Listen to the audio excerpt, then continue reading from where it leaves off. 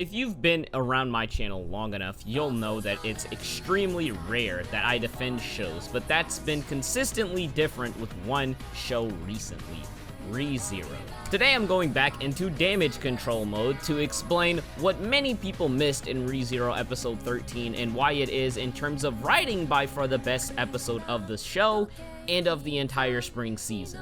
The first pro of the episode comes from the foreshadowing of Subaru's initial breakdown in the room of the new candidates when he's verbally bodied by one of the knights in the room. While to most people, the way the knights responded was an overreaction and petty, I believe it was the opposite. Let's apply real-world situations to this.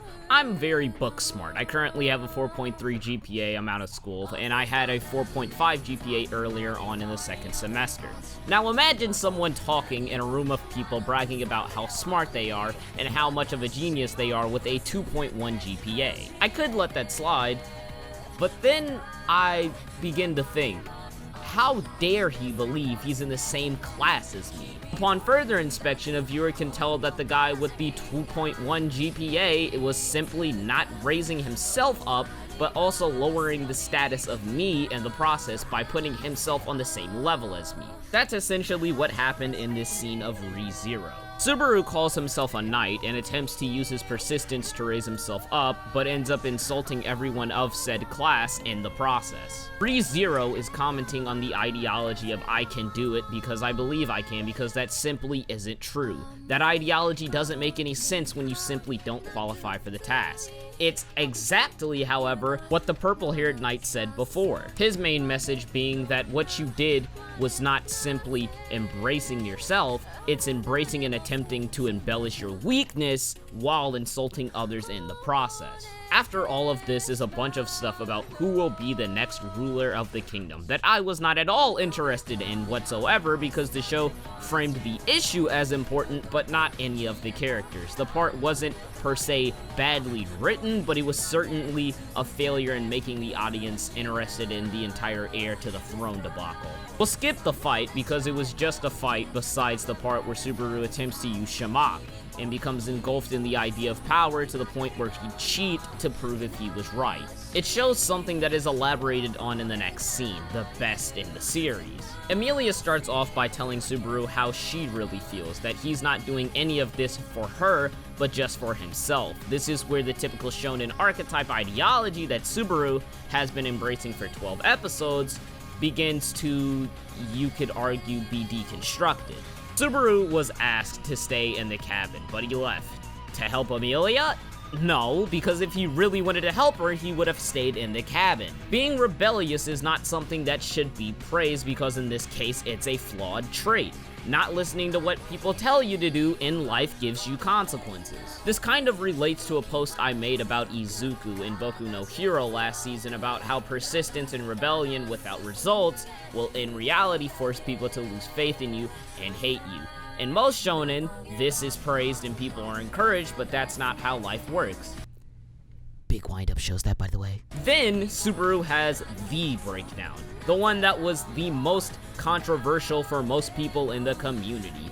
But his rant does something that a lot of shows do, but in a fairly unique way. Subaru goes onto his tangent saying how everything good has happened because of him, and I guess he's not technically wrong, but he, at this point, is revealed to be a very flawed and narcissistic character. He's very self-indulgent. He can't stand not getting credit and accolades for what he's done.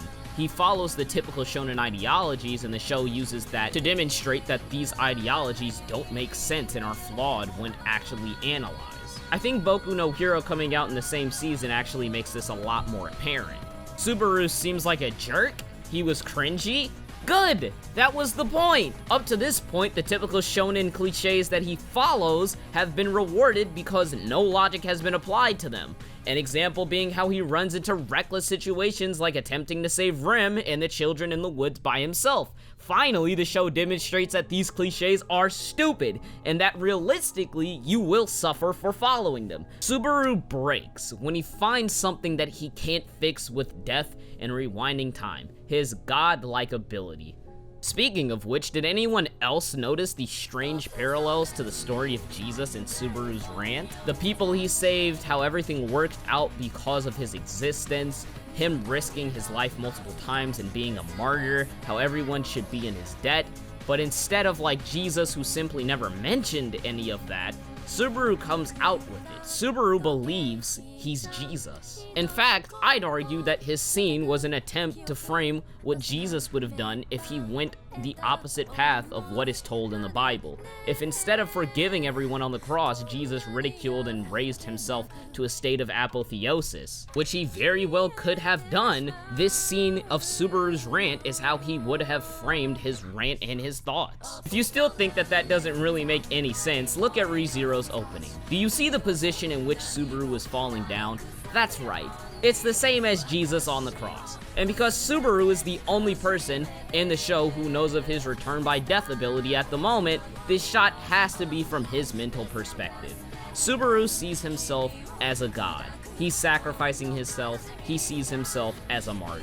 He's not one-dimensional anymore, but as I've said many times before, to all of you in the comment section, streams, Facebook, and in videos, to most people, your approach is simply much more important than your message. I'm not one of these people, by the way. People who saw this episode as bad say so because Subaru's breakdown shows them to be a jerk. They don't realize what the show is actually doing, and it's honestly really sad. I know that some people are mad that things are being rearranged, but that doesn't mean that what was shown was bad. That's all I've got to say. Tell me what you guys think in the comment section below, and I'll see you all Friday night. Deuces.